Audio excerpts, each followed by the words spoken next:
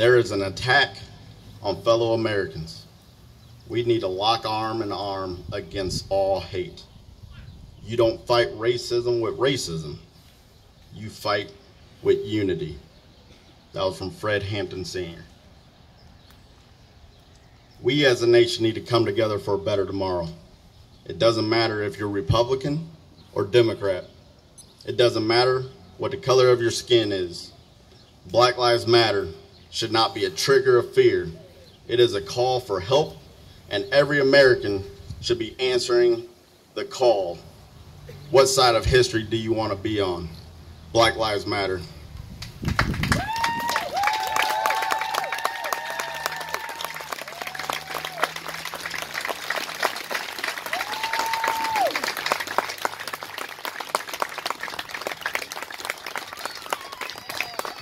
Hi friends, I just want to thank you again so much for coming. We do have Mr. Pierre Paul here from Bradley. He has so generously offered to answer any questions if anyone has any, do a little Q&A. So I'm going to give the mic back to him, and otherwise, here we go. It's hot. Thank you all so much. Please don't feel free to stay for the Q&A, but I love to field questions because I think open communication is beneficial. I'm going to try to keep it limited to a couple questions, but I hope that I can answer as many as possible, as concisely as possible. Don't be shy. Please come forward, ask whatever questions you need. And I want to point out a sign I really like right there. Matter is the minimum. Black lives are worthy. Black lives are beloved. Black lives are needed. I love that sign. I love it.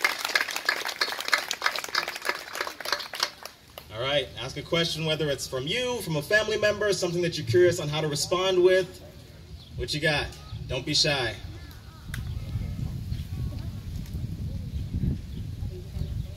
My guy, thank you so much. I realize that you've been standing there and you participated whether or not you agree, and I don't mean to make an assumption based on the sign, based on the mask, but I do realize that you've been sitting there, you've been giving me eye contact, you've been nodding along, so I appreciate that. Come forward if you like.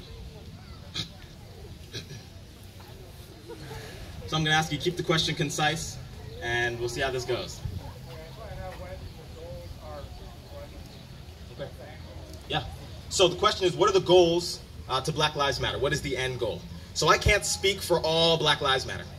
I definitely can't do that. But from my perspective, my goal is to have legislation passed that can make sure that the injustices that are seen in the nation are corrected. It's only been 55 years since Jim Crow was abolished, and in those 55 years, we have not done enough to remedy the situations that happened years prior. So that's one thing that I would like to see. I think Black Lives Matter also want justice to be served quickly, swiftly, and correctly whenever we see injustice happening. All right? Please. Absolutely. Yeah. Great answer. Thank you for the question. Thank you. Anybody else? Right here. What we got? Yep, please. Come on up, sis. How do we do that? What would be your recommendation for changing legislation? So the question is, how would we do that? What would be my recommendation for changing legislature? So personally, I'm currently working on a piece of legislation for the state of Illinois that would ensure that education on Black history is being taught throughout the school year. Because as many of us know, Black history is American history. Even though for some reason we don't learn about Black history throughout the year, even though it's very rooted in American history. So that's one example of like what I would want to pass. Another thing would be having these, Bloomington has a system in place where there are outside people who are able to review some of the actions that happen inside of police forces. I don't know all of the legality that goes into that, but that would be another thing that could be passed that could be beneficial. Something else, recognizing some of these Black holidays, some of these holidays, I don't even want to call them Black holidays because they're American holidays.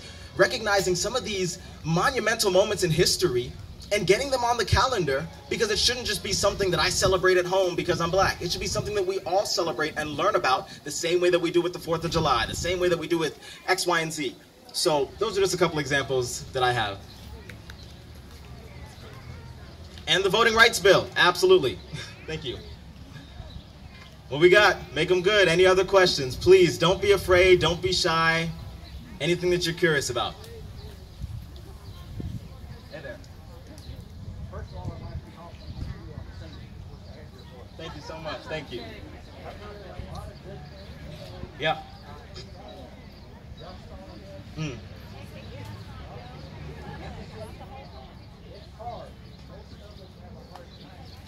You're right.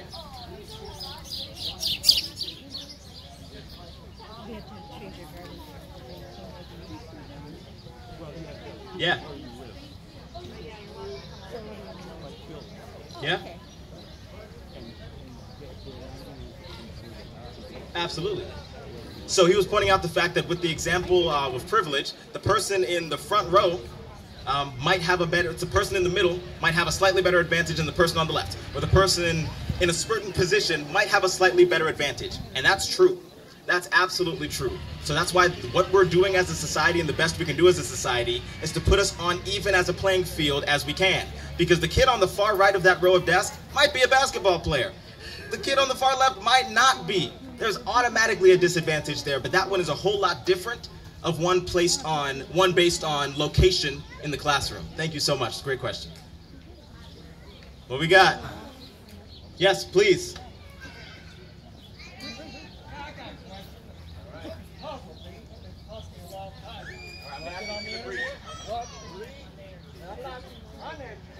I love that. All right, let me help you understand. Yeah. Yeah. Right here, nobody black been beaten up or shot and killed, correct? That you know of. I'm from Elmwood. Yeah. Hi. We're not here just for blatant forms of violence and racism. We are here for casual racism as well and fighting against it. Do you feel like... I didn't finish my question. Oh, please do finish the question. Is this. Since I'm not aware of this, but down in Peoria, black on black are killing people, shooting them all the time. Where are you on that? So, wait a minute, hold on, I ain't done yet. Pardon me, I'm in please. Chicago. Yeah. You got blacks on black murdering people. Yeah. Every day, black on black. Not white. Absolutely. Talk about the cops. Okay. Black on black. You got it up in Seattle, you got it down in Atlanta, you got it in Detroit and everywhere else in the world. Where are you not there helping your own people from being shot? Okay. Thank you. I'm just puzzled why Absolutely. you're here saying these people here. Thank you so much. All right, so first and foremost, give him a round of applause. Thank you for coming up here. All right, I appreciate that. So there were a lot of things to address there. So I'm going to start with the statement of black on black crime. All right. So the problem that I have with black on black crime is because black people aren't killing black people because they're black. Black people are killing black people because of proximity. Every race kills their race at a higher rate than any other race kills that race. Why? Because the people we interact with, we're more likely to have positive and negative interactions with. So calling it black on black crime is inherently prejudiced because it assumes that black on black crime is this unique, special form of crime. Like people aren't, like, it's not this special form of crime. Absolutely. Even though virtually every school shooter in the United States has been white, the reason we don't call it white on school shootings is because that's irrelevant. What's happening is that there are school shootings happening, and that's wrong. So that's first. Secondly, there was a point in the question where it was, where am I during that? What am I doing during that? And that's a decent question. But I also, before I even address that, I want people to realize that whenever it comes to black on black crime, for some reason, it becomes an issue for black people to solve. Like, every other crime, the police have to go solve it. Every other crime, we come together as an American people to solve it. But when it's black people, it's like, oh my goodness. We got to let them solve it. That's interesting. Because black on black crime, white on white crime, as I'm going to refer to it as, is a problem. As a community, we should solve the problem with crime. When we looked at these communities, so you talked about Chicago, we realized that there's certain areas in Chicago where they have implemented police officers going in and doing after-school programs. And you know what they found? At those programs and those communities, there was less violence because they felt like they could trust the police. That's what we're doing. That's what we're doing. When we go to these areas where it's high crime of a certain minority group, we see that what's solving them is eliminating the stigma about these negative police officers, because I don't know about a lot of you, but I was told exactly how to interact with police officers just in case because of my race. And that shouldn't be the case. With 55 years, it's only been 55 years since Jim Crow was abolished, and in that time